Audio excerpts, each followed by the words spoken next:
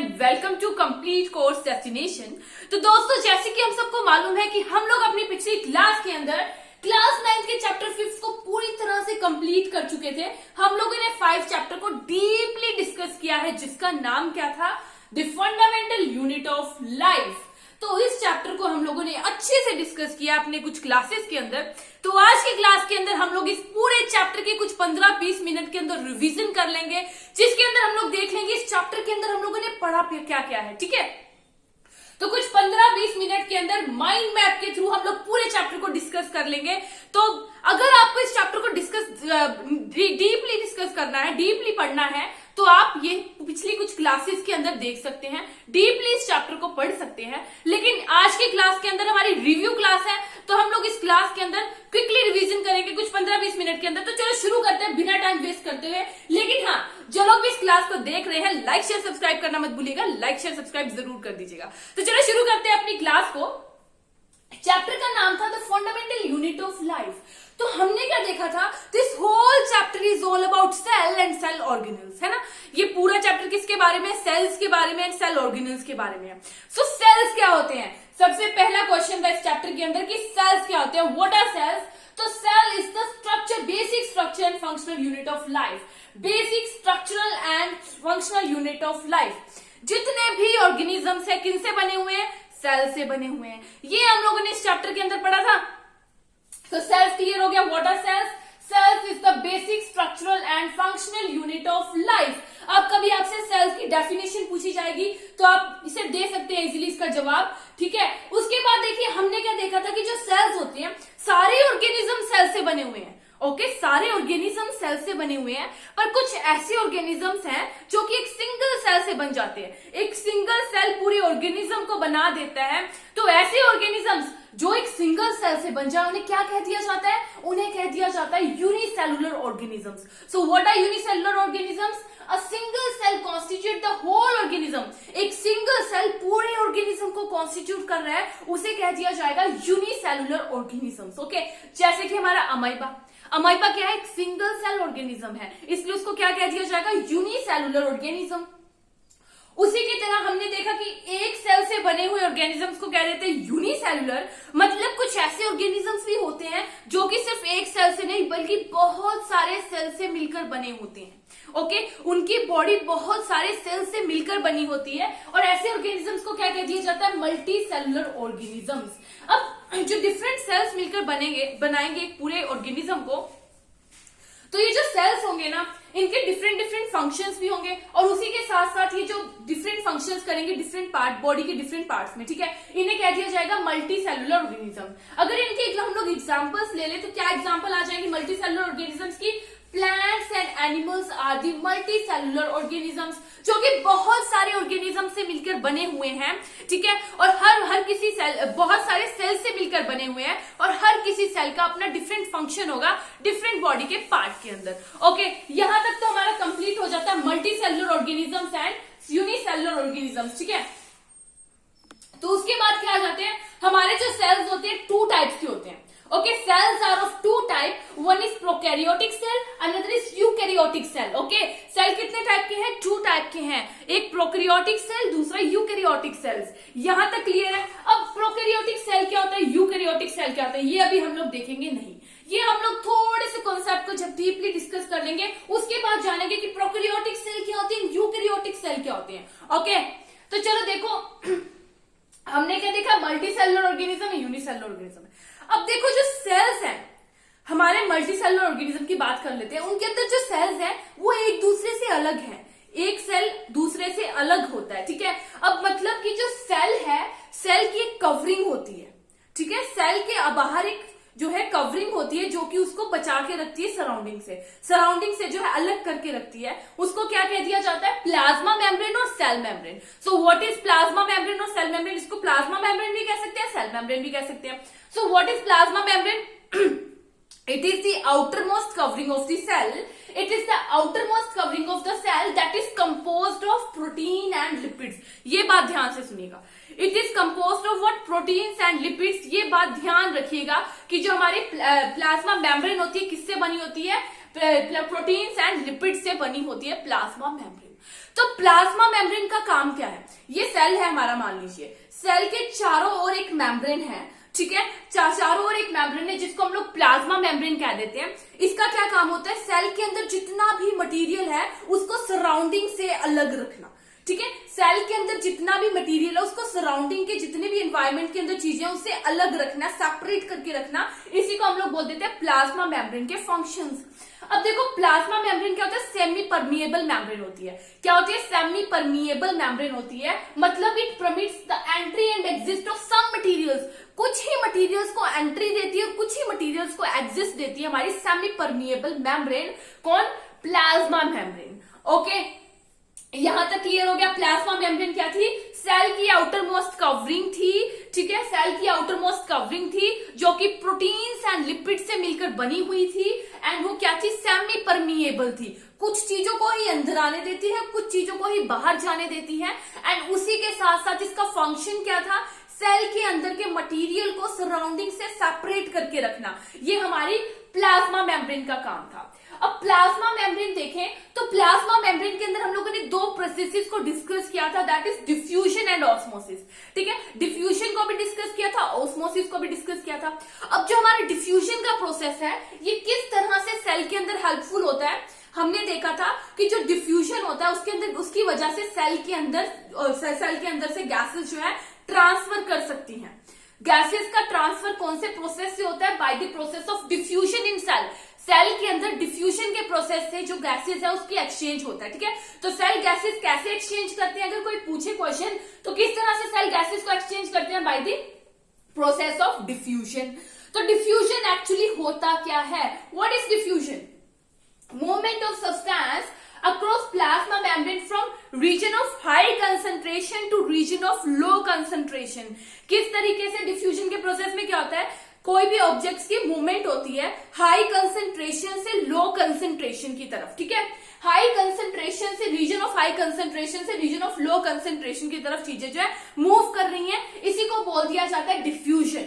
और अगर डिफ्यूजन की बात करें तो it can happen in gaseous and solids only. Gaseous के अंदर होता है और सॉलिड्स के अंदर होता है। हमने एग्जांपल ली थी परफ्यूम की। मान लीजिए यहाँ पर हम लोग परफ्यूम स्प्रे कर रहे हैं, ठीक है। अब ये जो परफ्यूम स्प्रे किया यहाँ पर उसकी कंसंट्रेशन क्या होगी? हाई होगी, और रूम के और प्लेसेस पे इसकी कंसंट्रेशन लो होगी, और थोड़ी ही देर में ये पूरा जो है परफ्यूम पूरे रूम में फैल जाएगा, मतलब हाई कंसंट्रेशन से लो कंसंट्रेशन की तरफ मूवमेंट इसकी हो जाएगी, ठीक है। तो ये हो जाता है हमारा डिफ्यूजन। उसके बाद हम लोगों ने ऑस्मोसिस के प्रोसेस को देखा था। तो ऑस्मोसिस का प्रोसेस जो था डिफ्यूजन के जैसा ही था, लेकिन इसमें क्या डिफरेंस था? चलो देखते हैं। Passive movement of water molecule from region of high concentration to region of low water concentration, ठीक है, थ्रू सेमी परमिएबल मेम्ब्रेन। इस बात को ध्यान रखिएगा, सेमी परमिएबल मेम्ब्रेन। इसमें क्या होती है? मूवमेंट होती है किसकी? किसी भी सब्सटेंस की। एक्चुअली इसमें फ्लूइड्स की होती है, वाटर और लिक्विड्स की होती है, जो कि जनरली वाटर होते हैं। वाटर की मूवमेंट होती है region of high concentration to region of low concentration, ठीक है, through a semi permeable membrane. इसके केस में, डिफ्यूजन के केस में कोई भी सेमी परमिएबल मेम्ब्रेन नहीं, पर ऑस्मोसिस के केस में सेमी परमिएबल मेम्ब्रेन है, जिसमें से लिक्विड्स को पास होना होता है, ठीक है। लिक्विड्स पास करते हैं, पर हाई रीजन से लो कंसंट्रेशन, हाई कंसंट्रेशन से लो कंसंट्रेशन तक मूव करते हैं। इसी को कह दिया जाता है ऑस्मोसिस। ये किसमें होता है? फ्लूइड्स में होता है, जनरली वाटर के अंदर, ओके।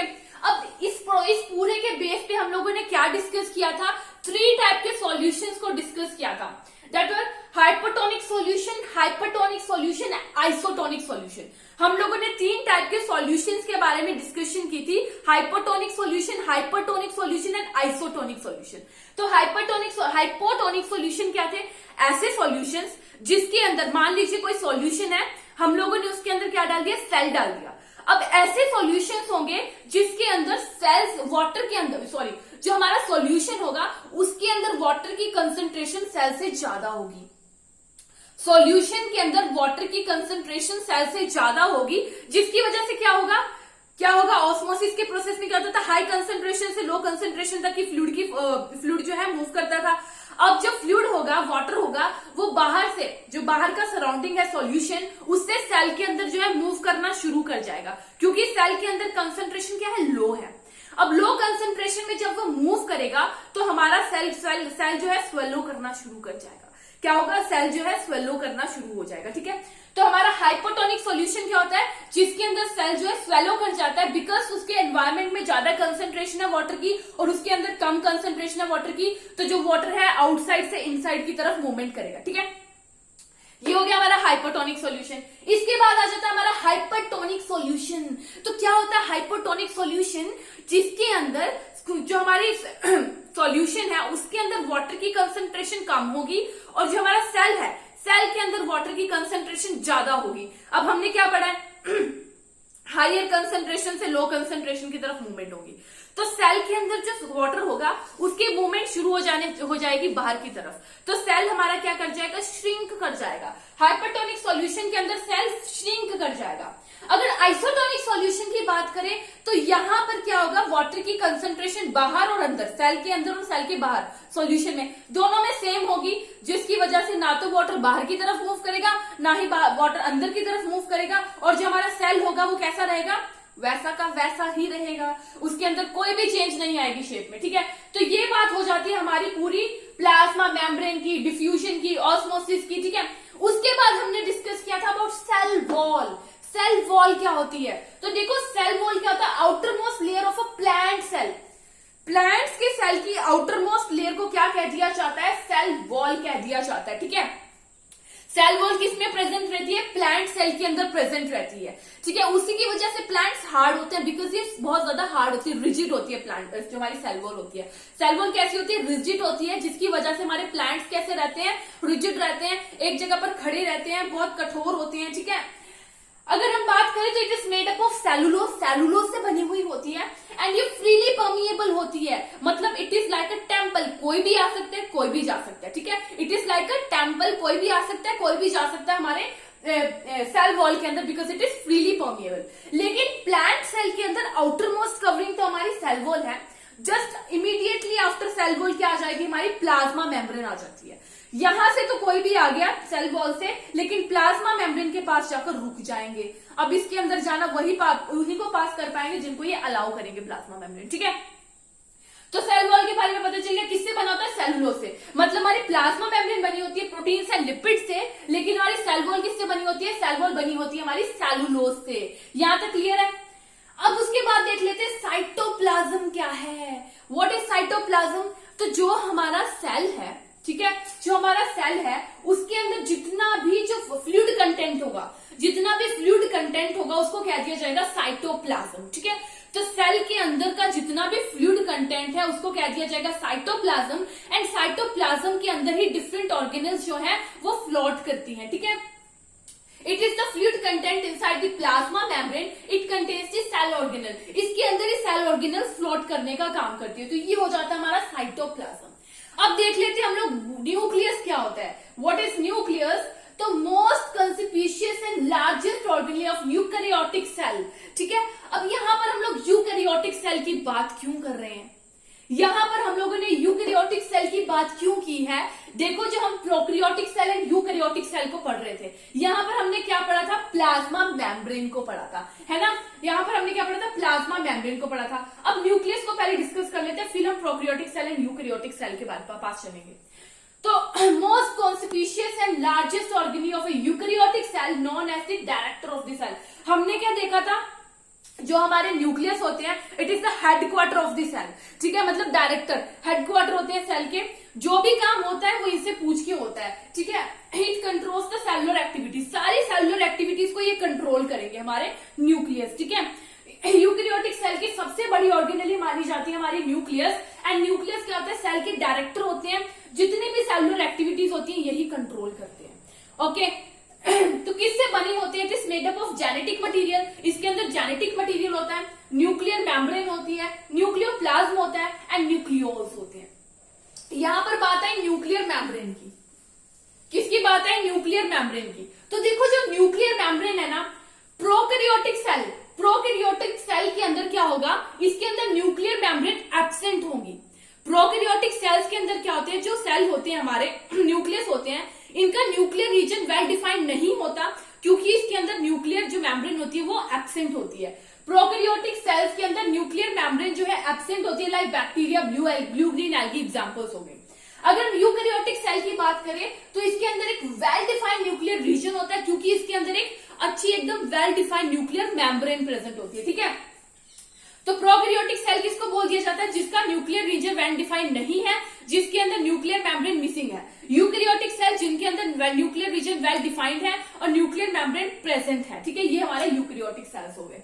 तो अब हम लोगों ने न्यूक्लियस के बारे में जान लिया। Nucleus is made up of genetic material, nuclear membrane, nucleoplasm and nucleolus, ठीक है। इसके बाद आ जाते हैं अपनी सेल ऑर्गेनेल्स की तरफ। तो सबसे पहले हम लोग एंडोप्लाज्मिक रेटिकुलम की बात करेंगे। व्हाट इज एंडोप्लाज्मिक रेटिकुलम, जिसको हम ईआरबी शॉर्ट फॉर्म में लिख देते हैं। It is a large network of membrane bonded tube and sheets. Large network है जिसके अंदर जो मेम्ब्रेन है, जो भी बाउंड्री वाली मेम्ब्रेन है न्यूक्लियस की, उसके अंदर ट्यूब्स और शीट्स जो है अटैच होती हैं, ठीक है। ये हो जाता है हमारा एंडोप्लाज्मिक रेटिकुलम। तो अगर एंडोप्लाज्मिक रेटिकुलम की बात करें तो it is of two type. One is rough endoplasmic reticulum, another is smooth endoplasmic reticulum. RER rough endoplasmic reticulum, SER smooth endoplasmic reticulum. देखो जो हमारा एंडोप्लाज्मिक रेटिकुलम्स होते हैं, इनको अगर हम लोग माइक्रोस्कोप के नीचे ऑब्जर्व करेंगे तो कुछ हमारे एंडोप्लाज्मिक रेटिकुलम्स के ऊपर छोटे छोटे राइबोसोम्स अटैच होंगे। क्या होंगे? छोटे छोटे राइबोसोम्स अटैच होंगे। मतलब ऐसे एंडोप्लाज्मिक रेटिकुलम जिसके ऊपर छोटे छोटे राइबोसोम अटैच हो, उनको क्या कह दिया जाता है? These are called rough endoplasmic reticulum. And जिनके ऊपर नहीं होंगे अटैच, उनको स्मूथ एंडोप्लाज्मिक रेटिकुलम। अब आरईआर का क्या फंक्शन होता है? Synthesize and transport of protein. Protein के ट्रांसपोर्ट पे हेल्प करता है और उसको सिंथेसाइज करने में हेल्प करता है। लेकिन जो एसईआर है, स्मूथ एंडोप्लाज्मिक रेटिकुलम, ये फैट को एंड लिपिड्स को सिंथेसाइज करने में हेल्प करता है, ठीक है। तो ये हमारा एंडोप्लाज्मिक रेटिकुलम था। अब एंडोप्लाज्मिक रेटिकुलम का फंक्शन अगर बताएं तो ये किसी भी चीज को ट्रांसपोर्ट करने में हेल्प करता है, ठीक है। ट्रांसपोर्ट करता है सब्सटेंस को। उसी के साथ साथ जो ये क्या करता है? साइट फॉर रिएक्शन, रिएक्शन के लिए साइट प्रोवाइड करता है, टेबल की तरह वर्क करता है, ठीक है। एंडोप्लाज्मिक रेटिकुलम रिएक्शंस के लिए साइट प्रोवाइड करते हैं, ठीक है। इसके बाद बात कर लेते हैं गोल्गी अपैरेटस की। ओके, गोल्गी अपैरेटस क्या है? Storage, modification and packaging of products in the vesicles. Storage का, स्टोर का काम है इसका, ठीक है। मॉडिफिकेशन का काम है, पैकेजिंग का काम है, किसी भी प्रोडक्ट जो वेसिकल्स में जितने भी प्रोडक्ट्स होते हैं उनको, ठीक है। और बनाया किसने था? सबसे पहले इनको डिराइव किसने किया था गोल्गी अपैरेटस को? तो कैमिलियो गोल्गी जी ने सबसे पहले जो हमारे गोल्गी अपैरेटस थे इनको डिराइव किया था। ओके, अब गोल्गी अपैरेटस का फंक्शन देखें तो गोल्गी अपैरेटस जो है ये हमें पूरा फिनिश प्रोडक्ट देने का काम करते हैं। हमारे जो एंडोप्लाज्मिक रेटिकुलम है ये क्या करेंगे? गोल्गी अपैरेटस को रॉ मटेरियल दे देंगे, लिपिड्स एंड प्रोटीन्स दे देंगे। अब गोल्गी अपैरेटस क्या करेंगे? हमें पूरे फिनिश मटेरियल देंगे। फिनिश मटेरियल में हमें एंजाइम्स देंगे, हार्मोन्स देंगे, ठीक है। तो ये हमारा गोल्गी अपैरेटस हो गया। इसके बाद आ जाते हैं हमारे lysosomes. So what are lysosomes? Suicide bag of the cell. बड़े खतरनाक चीज थे लाइसोसोम्स, हमने देखा था। हमारी जो सेल है उसके सुसाइड बैग्स होते हैं हमारे लाइसोसोम्स। इनके अंदर क्या होता है? पावरफुल डाइजेस्टिव एंजाइम्स होते हैं। डाइजेस्ट करने की पावर बहुत स्पीड होती है इनकी। ये क्या करते हैं? जो भी चीज डैमेज होगी, ठीक है, जो भी चीज डैमेज होगी या फिर हमारी फॉरेन मटीरियल्स, फॉरेन बैक्टीरिया सारे हैं, उनको किल करने का काम करते हैं हमारे लाइसोसोम्स। उसी के साथ साथ अगर जरूरत पड़े तो ये पूरे के पूरे सेल को भी मार सकते हैं, डाइजेस्ट कर सकते हैं, उसमें ब्रस्ट होकर वो पूरे सेल को ही किल कर देते हैं। ये हमारे लाइसोसोम्स हो जाते हैं। इसके बाद आ जाते हैं हमारे ribosomes. What are ribosomes? Ribosomes are called protein factory of the cell. Cell की प्रोटीन फैक्ट्री किसको कहा जाता है? राइबोसोम्स को कहा जाता है, ठीक है। तो सेल्स के अंदर अमीनो एसिड्स होते हैं, ऑर्गेनेल्स के अंदर क्या होते हैं? अमीनो एसिड्स होते हैं जो कि एक दूसरे के साथ हुक हो जाते हैं और क्या करते हैं? प्रोटीन्स की फॉर्मेशन करते हैं। That is why ribosomes are called protein factory of the cell, ठीक है। नेक्स्ट की तरफ अगर हम मूव करें, that is mitochondria. What is mitochondria? तो माइटोकॉन्ड्रिया क्या होते हैं? Power house of the cell. Cell की पावर हाउस कहा जाता है माइटोकॉन्ड्रिया को, क्योंकि it release energy in the form of ATP. ATP की फॉर्म में एनर्जी को रिलीज करते हैं हमारे माइटोकॉन्ड्रिया। ओके, तो माइटोकॉन्ड्रिया क्या है? Power house of the cell है, क्योंकि ये एनर्जी को रिलीज करते हैं एटीपी की फॉर्म में। तो हमारे जो माइटोकॉन्ड्रिया होती है इसकी कवरिंग टू लेयर्ड होती है। आउटर मोस्ट कवरिंग जो होगी उसके अंदर स्मॉल स्मॉल पोर्स होंगे, लेकिन जो इनर कवरिंग होगी वो काफी ज्यादा फोल्डेड होगी, उसके अंदर काफी ज्यादा एरिया होगा। ये एरिया किसको प्रोवाइड करेगी? केमिकल रिएक्शंस को, जो कि एटीपी रिलीज करता है, ठीक है। ये हमारे माइटोकॉन्ड्रिया हो गए। उसके बाद हम लोगों ने देखा था about plastids. So what are plastids? Plastid present होते हैं एनिमल सेल के अंदर, सॉरी प्लांट सेल के अंदर प्रेजेंट होते हैं हमारे प्लास्टिड्स। और हमारे 3 टाइप के होते हैं, that is chromoplast, chloroplast and leucoplast. ये क्या होते हैं? किचन ऑफ दी प्लांट्स के किचन होते हैं, जिसकी वजह से फूड बन पाता है प्लांट्स के अंदर। तो ये हमारे हो गए थे प्लास्टिड्स। इसके अंदर ल्यूकोप्लास्ट क्या होता है? स्टोर करने का काम करता है, जैसे वाटर हो गया, ऑयल्स हो गए, ये इन सबको स्टोर करने का काम करते हैं और व्हाइट कलर का होता है। जो क्रोमोप्लास्ट होता है वो क्या होता है? ग्रीन कलर, उसके अंदर पिगमेंट होते हैं, और रेड और येलो भी होते हैं क्लोरोप्लास्ट के अंदर। और ये क्या करते हैं? क्लोरोफिल कंटेन करते हैं, ठीक है। अब अगर बात करें हम लोग माइटोकॉन्ड्रियल प्लास्टिड्स की, तो माइटोकॉन्ड्रियल प्लास्टिड्स ऐसी ऑर्गेनेल है जिनके पास अपने खुद के डीएनए, ठीक है। हमारे माइटोकॉन्ड्रियल प्लास्टिड्स ऐसी ऑर्गेनेल हैं जिनके पास खुद के डीएनए है, ठीक है। इसके बाद हम लोग देख लेते हैं अबाउट वैक्यूल्स। वैक्यूल्स क्या थे? Vacuoles are the storage sacs for solid and liquid content, store करने वाले सैक्स, ठीक है, जिसको हम लोग स्टोर हाउस भी कह देते हैं सेल का। तो जो हमारे वैक्यूल्स होते हैं प्लांट सेल में भी होते हैं, एनिमल सेल में भी होते हैं, लेकिन प्लांट सेल के अंदर वैक्यूल्स बहुत लार्ज होते हैं, एनिमल सेल्स के अंदर छोटे छोटे वैक्यूल्स होते हैं, ठीक है। Small in size and animal cell में छोटे साइज के होते हैं, बल्कि प्लांट सेल के अंदर लार्ज साइज में होते हैं। और कुछ प्लांट्स के अंदर तो सेल की जो जितनी स्पेस होती है ना, हमारी 50 to 90% स्पेस जो है हमारे वैक्यूल्स ही कवर कर लेते हैं। तो ये थी हमारी वैक्यूल्स। तो ये पूरे चैप्टर को हम लोगों ने डिस्कस कर लिया है कुछ ही समय में, जो हम लोग काफी दिन से डीपली डिस्कस कर रहे थे। आज हम लोगों ने एक ही क्लास में पूरे चैप्टर को डिस्कस कर लिया थ्रू आवर माइंड मैपिंग। तो देख लो माइंड मैप कितना ज्यादा मतलब मजे की चीज होती है, जिससे पूरा चैप्टर में याद हो जाता है ना।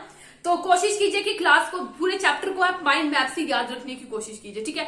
बाकी आज की क्लास हम लोग यहीं पे खत्म करते हैं। नेक्स्ट क्लास में हम लोग अपनी न्यू चैप्टर को शुरू करेंगे। तो बाकी आज की क्लास यहीं खत्म करते हैं। Thank you friends.